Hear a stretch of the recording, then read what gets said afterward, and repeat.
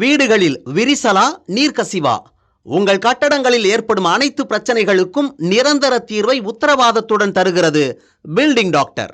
தேமுதிக பொதுச் செயலாளராக பிரேமலதா விஜயகாந்த் நியமனம் செய்யப்பட்டுள்ளார். தேமுதிக பொதுச் செயலாளராக பிரேமலதா விஜயகாந்த் நியமனம் செய்யப்பட்டுள்ளார். பொதுக்குழு செயற்குழு கூட்டத்தில் ஒருமனதாக பிரேமலதாவை தேர்வு செய்து தீர்மானம் நிறைவேற்றப்பட்டுள்ளது. விஜயகாந்த் காலில் விழுந்து ஆசி பெற்ற பின் தேமுதிகவின் பொதுச் செயலாளராக பிரேமலதா உரையாற்றி வருகிறார். பொதுக்குழு செயற்குழு கூட்டத்தில் பொதுச் செயலாளராக பிரேமலதாவை நியமித்து தீர்மானம் நிறைவேற்றப்பட்டுள்ளது. கூடுதல் விவரங்களை வழங்குவதற்காக செய்தியாளர் சந்தானம் இணைப்பில் இருக்கிறார். சந்தானம், விவரம் என்ன?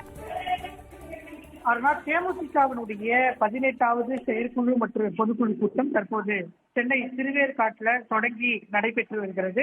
காலை சரியாக 11 மணிக்கு நடந்திய இந்த பொதுக்குழு செயற்குழு கூட்டத்தில் கட்சியினுடைய அடுத்த கட்ட வளர்ச்சி பணிகளுக்காக கட்சியினுடைய நிர்வாகிகள் ஆலோசனை வழங்கினார்கள். இந்த கூட்டத்திலேயே நிர்வாகிகள் பேசும்போது தேமுதிகவினுடைய நிறுவன தலைவராகவும் பொதுச் செயலாளராகவும் இருக்கக்கூடிய விஜயகாந்த் உடல்நலக் குறைவு காரணமாக இருப்பதன் காரணமாக தொடர்ந்து கட்சி பணியாற்றி வரக்கூடிய பிரேமலதா விஜயகாந்திற்கு கூடுதல் அதிகாரங்களை வழங்கும் வகையில் அவருக்கு இந்த செயல் தலைவர் அல்லது பொதுச் செயலாளர் பதவியை வழங்க வேண்டும் என தொண்டர்கள் பேசினார்கள். ஏற்கனவே நடைபெற்று முடிந்த மாவட்ட செயலாளர்கள் கூட்டத்திலே இதனை வலியுறுத்தினாங்க.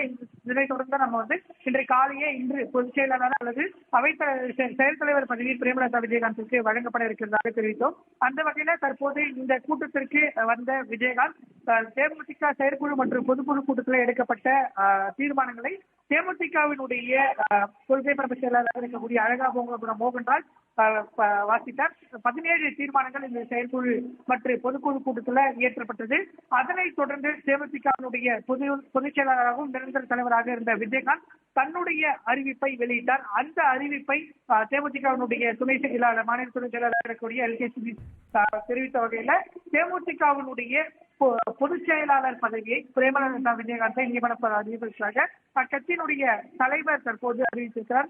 கட்சி தொடங்கியதிலிருந்து 2005ஆம் ஆண்டிலிருந்து 2018ஆம் ஆண்டு வரை தேமுதிகவினுடைய மகளிர் அணி செயலாளராகவும் 2018ஆம் ஆண்டு முதல் தற்போது வரை தேமுதிகவினுடைய பொருளாளராகவும் பிரேமலதா விஜயகாந்த் இருந்த சூழ்நிலை தற்போது தேமுதிகவினுடைய பொதுச் செயலாளர் என்ற பதவியை பிரேமலதா விஜயகாந்திற்கு வழங்கப்பட்டிருக்கிறது. அவர் பதவியேற்ற பின்பு தற்போது பொதுச் செயலாளராக தொண்டர்கள் மத்தியில செயற்குழு மற்றும் பொதுக்குழு கூட்டத்தில் பேசி வருகிறார்.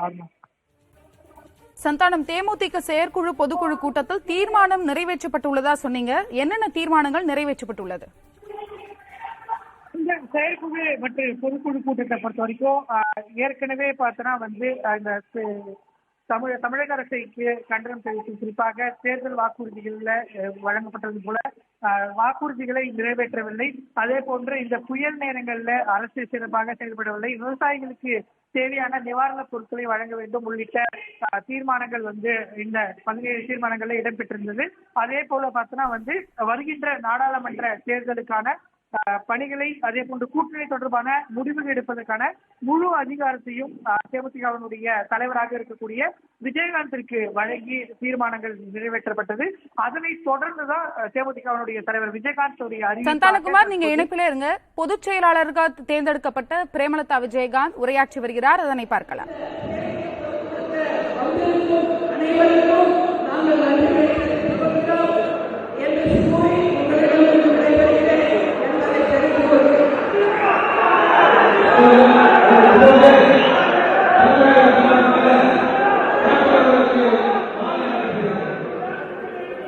வீடுகளில் விரிசலா நீர்க்கசிவா? உங்கள் கட்டடங்களில் ஏற்படும் அனைத்து பிரச்சனைகளுக்கும் நிரந்தர தீர்வை உத்தரவாதத்துடன் தருகிறது பில்டிங் டாக்டர்.